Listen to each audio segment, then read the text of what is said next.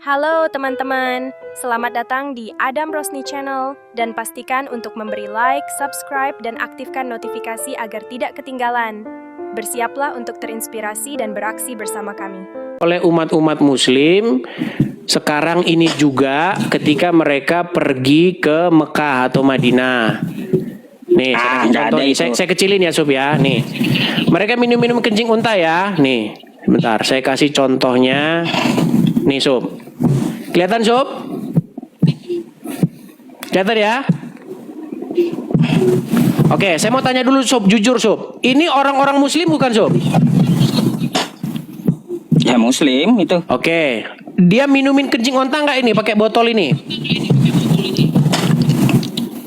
Minum kencing unta. Mana praktekkan dulu. Coba kita tunggu ya. Kita besarin suaranya ya.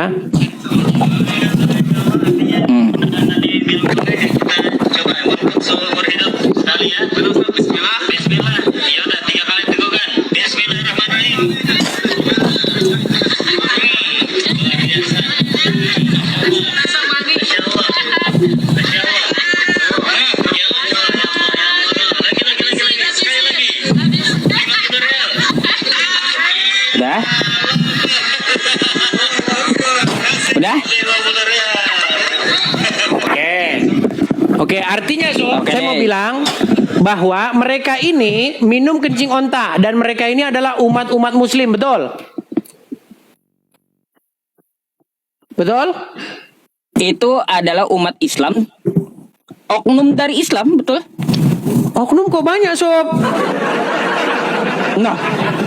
Nah, makanya Dis, kalau dilakukan oleh umat Islam secara menyeluruh, perlu adanya dalil. Dalilnya adalah ketika Muhammad memerintahkan orang-orang yang sakit meminum air kencing onta. Itu dalilnya.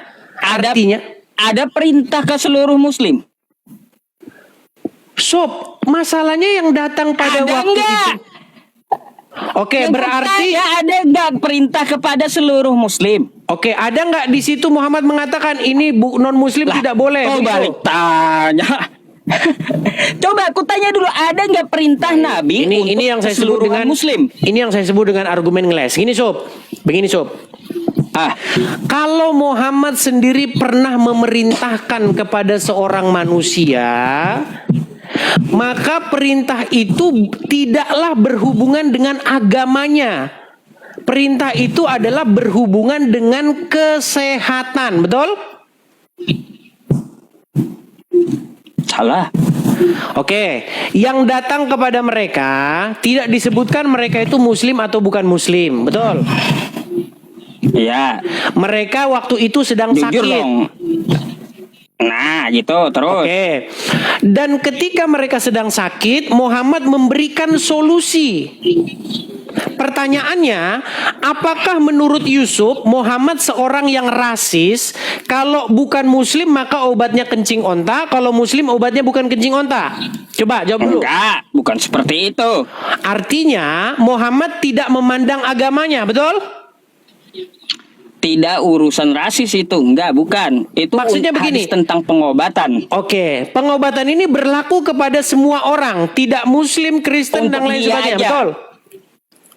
Bagaimana? Untuk dia yang datang. Iya, dia yang datang itu kan rujukan kepada orang-orang yang nanti sesudahnya. Iya. Lalu perintah untuk muslimnya mana? Oke, berarti kesimpulannya bahwa menurut Yusuf PI, Muhammad seorang yang rasis.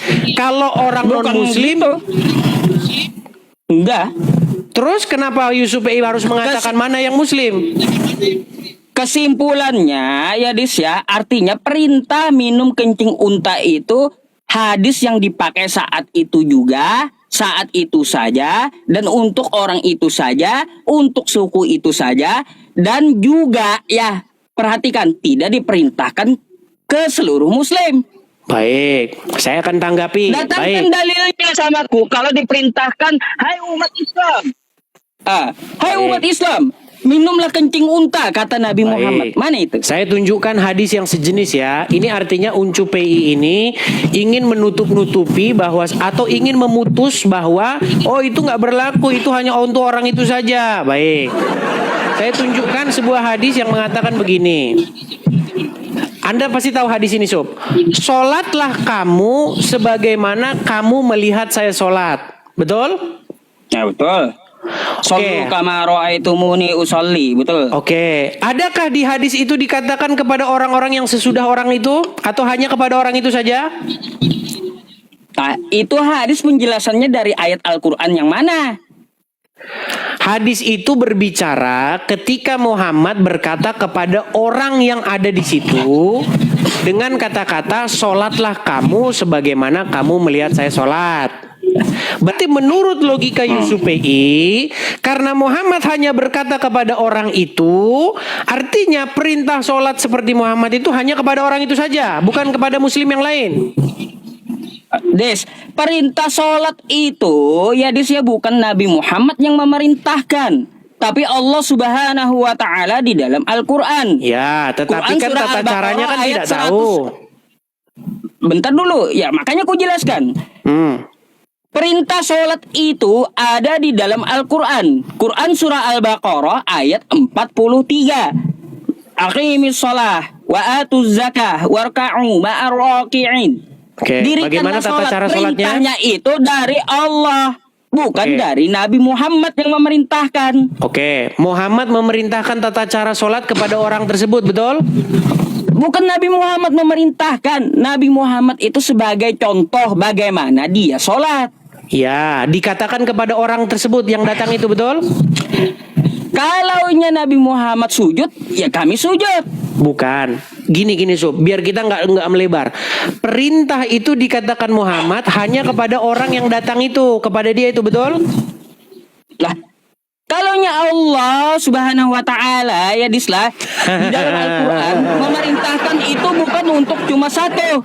Kayak gimana sih? Ya, artinya apa yang diperbuat Muhammad terhadap orang lain menjadi sumber rujukan, menjadi dalil bagi orang-orang sesudahnya. Betul atau salah? Dalilnya itu difilter, ada yang untuk saat itu saja, ada untuk orang tertentu. Ya kalau hadis ada bagaimana untuk kita sebagai tahu? hukum di dalam Bagaimana agama kita Islam. tahu? Oke, baik. Dari dua hadis ini saya melihat bahwa dua-duanya hanya ditujukan kepada orang itu saja. Nggak ada dikatakan ini berlaku kepada semua orang, nggak ada. Ya. Betul. Lihat matanya. Matanya. Coba jelaskan kepada kami, silakan. Untuk ini mau ngeles saja dia. Matanya itu. Mau ngeles dia. Apa? Matannya itu apa? Isinya seperti apa? Minum nih, hadis ya. Nih, makanya kritik hadis tuh ada, Dis. Ya, belajar kau. Pokoknya kalau bikin rugi muslim itu hanya berlaku untuk mereka. Tidak berlaku kepada orang-orang sesudahnya. Lah kan? Gak usah ngeles kau. Qadima ala Rasulillah sallallahu alaihi wasallam qaumun min langsung aja ya. Ada sejumlah dari suku ya Urainah ya, Urana. Oke, mereka itu muslim atau non muslim? Tidak dijelaskan di sini ya. Oke. Bisa jadi muslim ya. Oke. Ya, terus mengalami sebentar, bisa jadi mereka muslim ya. Tidak dijelaskan gitu. Iya, berarti bisa jadi mereka muslim, betul? Ya, bisa jadi. Oke, baik, nggak apa-apa. Mengalami sakit karena tidak betah di Madinah. Lalu Rasulullah Shallallahu Alaihi Wasallam memerintahkan kepada mereka untuk mendatangi kandang unta. Des, matannya aja, isinya aja mendatangi kandang unta, unta yang ada di mana? Di daerah Nabi, ya, dan menyuruh mereka untuk minum air kencingnya dan susunya. Oke. Bukan cuma air kencingnya saja, tapi juga susu untanya. Ya, betul. Oke. Dan tidak ada perintahnya kepada untuk semua muslim. Paham? Oke.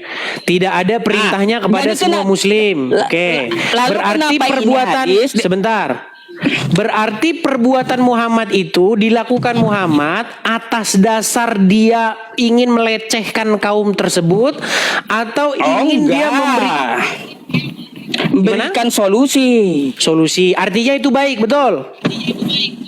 Iya. Oke. Artinya kalau baik berarti bisa dijadikan rujukan sumber hukum Islam, betul? Belum tentu. Makanya lihat matanya. Karena yang namanya unta itu hanya ada di Arab, Dis, bukan di Indonesia. Oke, unta bisa nggak dibawa ke Indonesia? Ya bisa. Bisa. Berarti unta yang dibawa ke Indonesia berubah jadi kucing atau masih unta? Lah, ngawur pertanyaan kau yang betul aja. Sebentar, Sob. Gini. Artinya kalau unta dibawa ke Indonesia, ditaruh di Ragunan, artinya unta tersebut masih tetap unta, betul? tetap unta. Nah, tetap unta. Berarti itu bisa dijadikan rujukan bahwa minum kencing unta itu sesuai dengan sunnah Rasul kalau sakit, betul? Enggak. Mengingkari sunnah Bentar. Rasul. Salah. Karena ada pembagian di dalam fikih barang najis dan yang tidak najis. Akan itu juga diajarkan. Saya akan kutipkan ya. Terus dalam keadaan darurat sebuah hukum itu bisa berubah. Oke, sebentar. Saya akan tunjukkan. Kayak gitu, Des. Oke, saya tunjukkan ya. Bagaimana menurut Ustadz Khalid Basalamah? Sebentar. Saya akan coba dulu kutipkan perkataan Ustadz Khalid Basalamah dan juga Ustadz Abdul Somad perihal kencing unta. Ya, Sob ya? Boleh? Boleh, Sob? Boleh nggak, Sob? Referensiku bukan mereka. Iya, nggak apa-apa lah. Artinya ini kan sesama ulama. Anda kan Ustadz nih, Ustadz Ngapain kau TikTok. tabrakan? Saya tidak menabrakkan. Ngapain kau Kita tabrakan? hanya ingin menjembatani. Kau Waduh, Ucup jangan ketakutan ambil begitu dari dong. kataku. Gini, Sob, bentar. Saya mau Ambil dengarkan dari dulu ya. kataku. Uncup jangan begitulah. Coba kita dengarkan perkataan seorang ulama besar ya. Coba dengarkan ini. Ulama besar Ustadz Khalid Basalamah. Perhatikan. Benarkah air kencing unta boleh dijadikan obat? Benar. Benar, hadisnya sahih riwayat Bukhari. Ya. Nabi SAW menyebutkan dalam hadis bahwasanya kencing unta itu ya boleh diminum dan wanita Ansar menggunakan untuk rambut mereka, menyuburkan rambut mereka. Sebagian ulama menukil mengatakan apa hikmahnya kenapa kencing unta itu bisa diminum, gitu kan? Dan dijadikan sebagai obat dan kenapa dia tidak najis seperti hewan-hewan lain. Dinukil bahwasanya unta ini memang dengan hikmah Allah SWT mereka hanya mau makan pohon-pohon yang ada di padang pasir dan pohon padang pasir ini semuanya kering memang dan berduri. Jadi tidak ada kandungan air kalau kecuali sedikit sekali, gitu kan? Dan unta ini hewan yang tidak mau minum sembarangan air. Jadi kalau ada air tergenang dia tidak langsung main minum saja. Dia menunggu dan mencium pada saat tidak ada bau baru dia minum air tersebut, gitu kan? Kalaupun di Madinah diberikan makan biasanya cuma diberikan makan unta. Ini diantara diberikan makan kurma. Dan ini yang dinukil sebagian ulama menukil hikmahnya. Oke, baik. Kemudian Abdul Somad ya. Kemudian pernyataan Abdul Somad mengenai kencing unta. Sudah, gini Des. Sedikit dong, Sob. Dikit lagi. Kamu dong. mau 30 detik. mau bawa 30 detik, 10 Sob. pun 30 nggak detik. berguna Sob. gitu sama Bentar, aku. 30 detik. Kencing onta. Obat kencing onta. Hadisnya sahih. Nah, kenapa pakai musik? Kencing onta obat. Begini, Sob, apakah kamu Udah? ingin mengatakan bahwa Ustadz Khalid Basalamah dan Ustadz Abdul Somad sesat? Enggak, mereka enggak sesat. Nah, berarti betul, Muhammad menyuruh minum kencing onta dan itu digunakan sebagai dalil untuk meminum kencing onta sebagai kalau obat. Kalau ada perintahnya ke muslim mana dalilnya? Apakah perintah kepada orang-orang yang datang kepada Muhammad itu bukan kepada orang-orang Muslim? Bukan perintah global. Oke, berarti mereka itu bukan orang-orang Muslim. Ya kan tidak dijelaskan di situ urana. Apakah mereka masih kafir saat itu, kafir Quraisy? Oke, berarti Muhammad ingin bermaksud seperti itu untuk menjelek-jelekkan atau melecehkan mereka? Enggak juga, untuk pengobatan. Nah, kalau untuk pengobatan kenapa tidak ditiru Muslim? Lah, karena Nabi memberi resep itu hanya untuk dia, bukan untuk semua Muslim. Berarti mereka bukan manusia. Kemana-mana pertanyaan kau ngaco udah. Yang penting lah. Bukan, maksud saya begini. Kenapa Uncup hanya mengatakan bahwa itu hanya untuk mereka? Sedangkan mereka itu sama-sama manusia, mereka itu memiliki anatomi tubuh yang sama dengan kita. Kalau mereka sakit juga mereka sama seperti sakitnya kita. Bukankah itu menjadi sumber rujukan? Gampang, Des. Ya, menentukan sebuah hukum dalam dalam Islam itu ada rujukannya. Nah, Baik. jika itu adalah berbentuk perintah ya kepada semua umat Islam, setidaknya minim di Al-Quran. Contoh perintah sholat. Nah, kencing unta ini tidak ada perintahnya untuk semua Islam. Kalau kau tetap ngotot, datangkan dalilnya samaku. Begini Sob, yang supaya kamu paham Sob. Kalau Muhammad melakukan sesuatu terhadap sesuatu dan itu dengan tujuan baik, bisa nggak itu jadi sumber hukum? Sumber hukum bisa. Nah, artinya minum kencing onta bisa dijadikan sumber hukum, betul? Lihat dulu matan hadisnya. Matan hadisnya gimana memangnya di situ? Engkau tahu nggak apa arti matan? Matan itu isi hadis. Isi hadis ya, matan hadisnya. Unta itu hanya ada di Jazirah Arab. Oke, sekarang ada nggak unta di Indonesia? Nggak ada. Oke, taruhlah di kebun binatang ada Sob. Pernah ke Ragunan? Itu hayalan kamu berarti. Di Ragunan ada unta. Sob, pernah ke Taman Safari nggak Sob? Hayalan kamu. Hayalan kamu berarti kayak gitu. Buset, dia katanya tidak ada unta di Ragunan. Sob, unta banyak di kebun binatang. Aduh, Uncop. Baik, nggak apa-apa lah, nggak apa-apa. Udah. Saya teruskan. Artinya kalau ada umat Muslim yang pergi ke Madinah, mereka di situ menemukan unta dan kencing-kencingnya di situ dijualin, maka kalau orang sakit boleh berobat dengan itu, betul? Sekarang kan udah ada obat medis, Dis. Berarti khasiat Muhammad tidak diacuhkan karena khasiat Muhammad itu sudah ku bilang itu hadis untuk saat itu saja, Oh, iya. untuk orang itu saja. Oke, baik kesimpulannya Sob, karena biar kita nggak debat kusir. Betul Iya. tidak Muhammad adalah satu-satunya nabi yang menyuruh orang minum air kencing hewan? Apa itu? Pertanyaan kamu seperti itu. Satu kali lagi. Betul atau tidak bahwasanya tidak ada nabi selain Muhammad yang menyuruh minum kencing hewan? Semua nabi ya Dis ya mengajarkan kebaikan. Udah. Sob, jawab dulu. Betul atau salah Itu aja. bahwa tidak ada nabi yang menyuruh minum air kencing hewan selain daripada Muhammad? Ya, kan ada hadisnya. Udah jelas. Ya, kan? berarti Muhammad satu-satunya nabi yang menyuruh minum air kencing hewan, betul? Terserah kau. Ya. Kok terserah Yang jelas saya aku sih, sudah Cuk? jelaskan.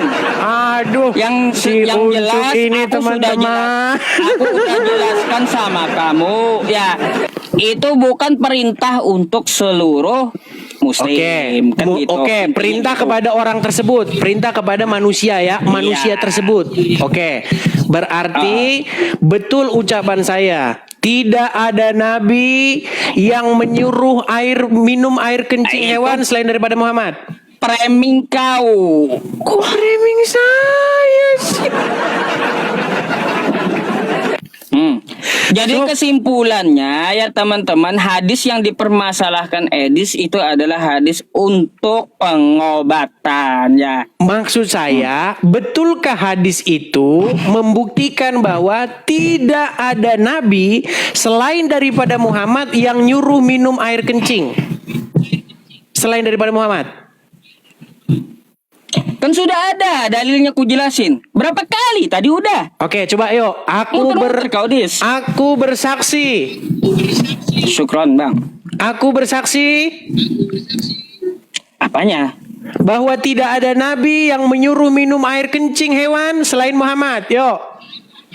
Maksa. Loh, kok maksa? Ya udah, Sob. Oke, Sob. Coba tunjukkan satu nabi yang nyuruh minum air kencing hewan selain daripada Muhammad. Masalahnya kayak gini, Des ya. Masalahnya kayak gini. Aku minta kamu ya, perintah itu ditujukan kepada semua muslim. Oke, oke lah. Gitu. Oke, Sob. Tidak ditujukan kepada seluruh muslim. Saya ikutin lah narasi kamu. Muhammad tidak menyuruh seluruh muslim minum air kencing hewan, tapi Muhammad pernah menyuruh manusia minum kencing hewan. Pertanyaan saya, betulkah tidak ada nabi selain daripada Muhammad yang nyuruh minum air kencing hewan? Kok maksa? Kan udah aku jelaskan hadisnya. Enggak, pertanyaan saya, betulkah tidak ada nabi selain Muhammad yang nyuruh minum air kencing hewan? Oke, berarti pernah Tetapi Muhammad kepada nyuruh suku manusia yang minum di kencing saat hewan? itu saja. Ya itu kan kau mau framing. Kok framing? Oke, yang Serah disuruh kau. Muhammad minum air kencing hewan manusia atau bukan? Kan aku sudah menyampaikan samamu. Ya. Sob, kamu udah dapat, jangan kecewakan Richard, Sob. Ayo, Sob. Enggak. Richard sudah memberi kamu banyak hadiah. Pula. Sebentar, YouTube saya agak sedikit macet, sabar, Sob. Saya perbaiki dulu saya. Bentar ya. Udah? Oke, saya mau tanya, Sob. Gini, betul atau tidak bahwasanya yang menyuruh minum air kencing hewan selain daripada Muhammad?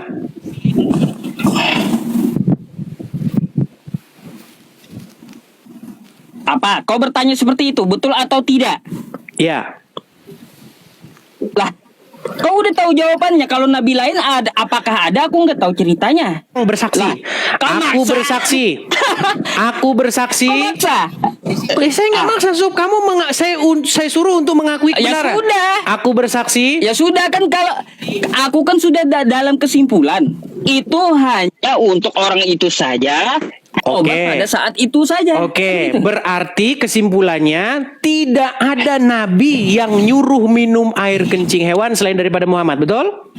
Itu kan kesimpulan kamu kan sendiri. Oke, berarti aku bersaksi bahwa tidak ada nabi yang menyuruh minum kencing hewan selain daripada Muhammad. Setuju, Sob? Ya, itu kesimpulan kau kan? Gak usah geles. Kamu aja nggak bisa datangkan buktinya. Diperintahkan ke seluruh muslim. Kan udah kita Sob, bahas di saya kita tidak bahas begini, ini. Sob. Saya tidak lagi mendebat kamu soal apakah perintah Muhammad itu kepada seluruh umat muslim atau tidak. Bahkan Itulah saya tadi sudah kesimpulannya. mengatakan sama kamu, Sob, apakah suku Uranah dan suku Ukel itu muslim? Kamu mengatakan tidak tahu. Bisa jadi mereka muslim, bisa jadi mereka kafir, betul? Tetapi yang dikatakan niatnya Muhammad itu niat yang baik. Bukan ingin niat melecehkan mereka, betul? Betul. Artinya kalau niat yang baik dilakukan oleh Muhammad, berarti terbuka peluang itu juga niatan yang baik seluruh umat manusia, betul? Aduh. Udah ya, Dis ya? Mau lari? Kita udah pada kesimpulan. Oke lah, kesimpulannya begini, Sob. Setelah mereka minum air kencing onta itu, apa yang dilakukan mereka? Apa yang dilakukan Muhammad kepada mereka, Sob? Simpulkan kau. Bukan, menurut hadis tersebut, setelah mereka minum air kencing onta, Udah. aku sudah kesimpulan. Ya, silahkan kau simpulkan. Aku mau nanya habis ini masalahnya. Oke. Betul atau tidak Sub bahwasanya kaki dan tangan mereka dipotong lalu mereka dijemur di padang pasir sampai meninggal? Melebar lah. Betul atau salah? Melebar. Jangan dulu melebar Sub. Sebentar. Sub, Muhammad minum air kencing hewan itu akhirnya dipotong tangan mereka sama kaki mereka, lalu badan mereka Enggak. dilemparkan dalam keadaan hidup-hidup dijemur di padang pasir. Ngurusin kayak gitu, Des. Enggak ngurusin kayak gitu. Kok nggak ngurusin gitu? Itu kan Nabi Musa. Buncuk sudah malu dengan Nabinya. Enggak ngurusin kayak gitu. Yang kita bahas tadi tentang masalah kencing yang Iya, diminum ini kan masih ada lanjutannya. dari Kristen dan Oke, lanjutannya masih ada nggak, Sob? lanjutannya aku mau nanya masalahnya. Kau terus yang nanya. Oke, abis ini kamu nanya. Selanjutnya, Muhammad memenggal kaki dan tangan mereka dan menjemur badan mereka sampai meninggal di Udah. padang pasir, betul? Aku enggak bahas itu. Ucup ketakutan. Jelas? Silakan, Sob. Kamu mau nanya apa sama saya, Sob? Silakan. Uncup udah ketakutan kita tentang sekarang gini. Muhammad. Silakan. Des, tentang masalah ajaran kamu. Ya, tentang masalah ajaran kasih kan gitu. Nih pertanyaanku terakhir ya. Oke, silakan. Des, kita mengetahui bersama Yesus itu mengajarkan kasih ya, yang selalu digembar-gemborkan oleh kawan-kawan kita yang Kristen ya. Kasihilah musuhmu. Ya. Kan seperti itu. Kalau ditampar pipi kanan lalu kasih pipi kiri. Aku mau bertanya, Des ya. Di dalam Lukas 19 ya 29 kalau nggak salah ya. Satu, buat apa Yesus itu membawa pedang? Dan yang kedua, di mana ajaran kasih Yesus ketika dia ya Tuhan Yesus sendiri mengatakan supaya kita mengasihi baik kepada orang yang membenci kita sekalipun ya, itu tetap kita harus mengasihi. Nah, tetapi bagaimana di ayat lain dikatakan mulai sekarang barang siapa yang padamu memiliki ini, baiklah dia membeli pedang. Lalu kenapa Tuhan Yesus sendiri membawa pedang? Baik, ini tafsiran saya dan saya tidak mengatakan bahwa yang benar paling benar sendiri adalah saya. Ini jawabannya adalah untuk melindungi diri, Sob. Untuk melindungi diri, tetapi bukan untuk mencelakai orang lain. Nah, pada waktu itu pedang yang pada waktu itu dibawa dipakaikan oleh Simon Petrus untuk membacok begitu ya, membacok salah satu di situ namanya itu Malkus kalau tidak salah itu namanya ya. Tetapi Yesus sendiri mengatakan sarungkanlah pedangmu. Jadi maksud daripada Yesus menyuruh orang murid-muridnya untuk membawa pedang itu bukan untuk mencelakai orang, tetapi untuk melindungi diri. Nah, bagaimana kita bisa menyimpulkan itu? Karena ketika Simon Petrus sendiri menggunakan pedang tersebut untuk mencelakai orang, Tuhan Yesus sendiri malah menyembuhkan orang tersebut dan menyuruh Simon Petrus untuk menyarungkan pedangnya.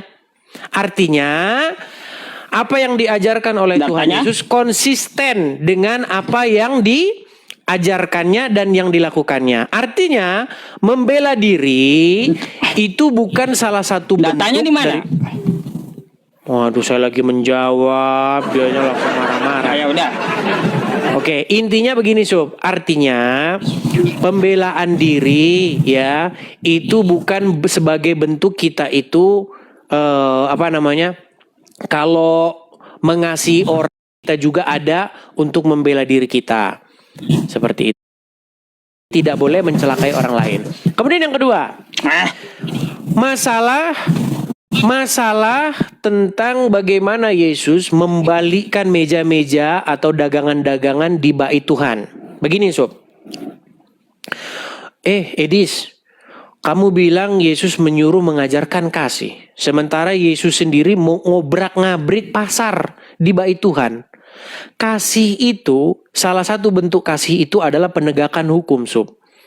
Jadi bait Tuhan itu bukan tempat untuk berbisnis, bukan tempat untuk jual beli.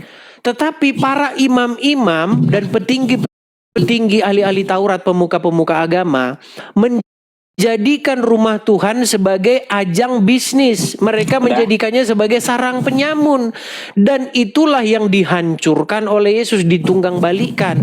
Justru itu adalah representasi, sebuah ekspresi daripada kasih kepada Tuhan. Supaya rumah Tuhan itu dikembalikan kepada fungsi dan tujuannya, bukan untuk tempat berdagang berbisnis. Begitu, Sob.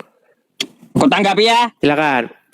Sudah panjang kali lebar aku dengar jawaban kamu. Nih. Ngarang Silakan. lu.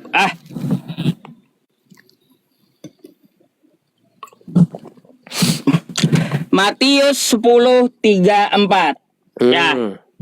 Jangan kamu menyangka, kata Yesus, bahwa aku datang untuk membawa damai di atas bumi. Yesus nggak bawa damai, Des. Ya. Terus? Aku datang bukan untuk membawa damai. Dia tekankan lagi tuh. Terus? Melainkan pedang. Buat apa Ya. pedang itu? Buat apa? Sebab aku datang untuk memisahkannya. Datang untuk memisahkan orang dari ayahnya, anak perempuannya.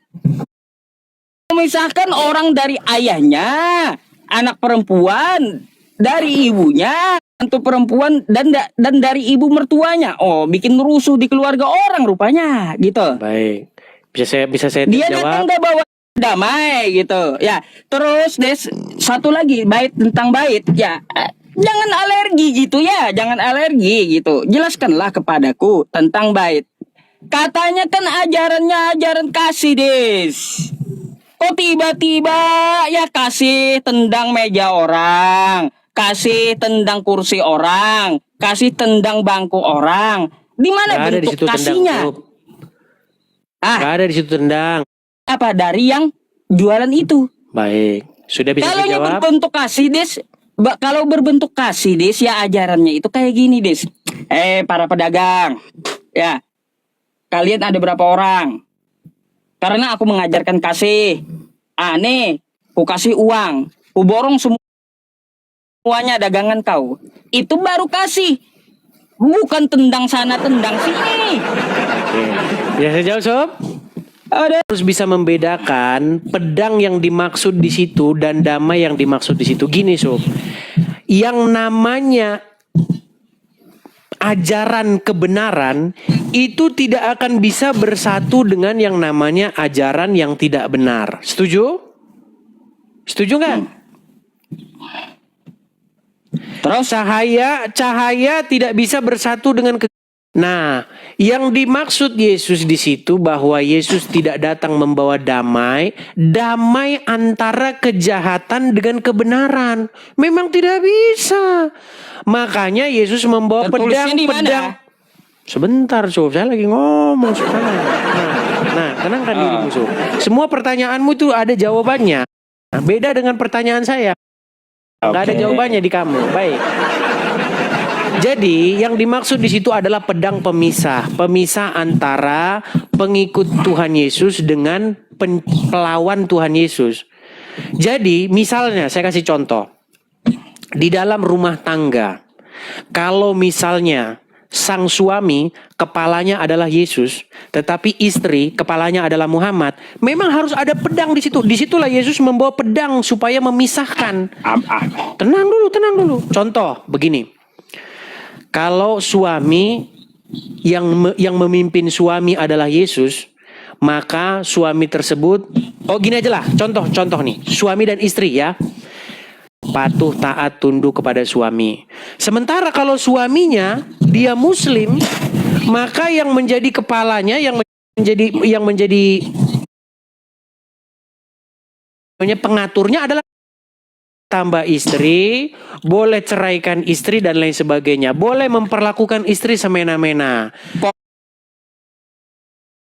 Makanya tenang Sup. Aduh Sup, saya lagi jawab ini, jangan. Inilah mana penjelasan kamu. Inilah, tenang dulu. Poinnya Oh, mana? maka gimana nih? Teman-teman, dia tadi ngomong saya diem kan? Giliran saya ngomong dia kepanasan kan? Nah, ini dia, ini berat ini. Makanya saya bilang begini, Lanjut. Sob. Yang saya mau bilang begini. Di mana damai yang dimaksud oleh Tuhan Yesus itu adalah damai ajaran Kristen tersebut. Supaya apa? Supaya jangan membalas kejahatan dengan kejahatan. Supaya hak pembalasan itu dibalikkan kepada Tuhan.